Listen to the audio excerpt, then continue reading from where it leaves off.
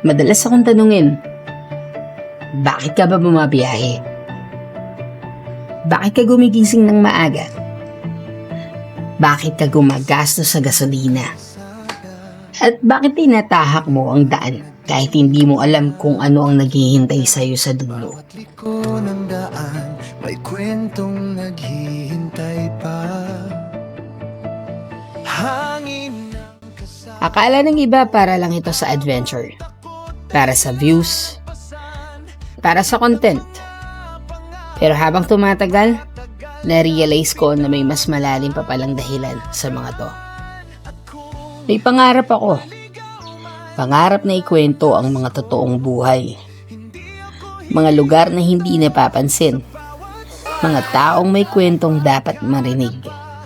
At ang bawat biyahe ay isa-isang hakbang papunta sa pangarap kong yon.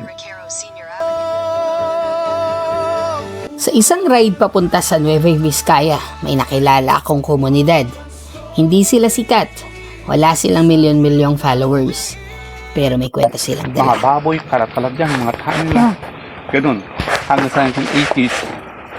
And pero nakita ko, naging fast ang Yung, economic opo. na dito sa community. Now, naulit yan nung naisat up ang Maliko National High School. At doon ko naalala kung bakit ako bumabiyahe. Minsan, ang pinakamagandang destinasyon ay hindi lugar, kundi ang mga taong nakikilala sa daan. Hindi ako bumabiyahe para makatakas sa buhay.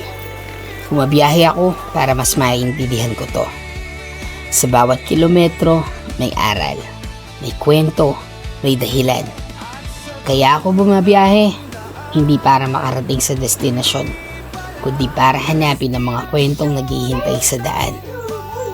Ito ang One Ride, One Story.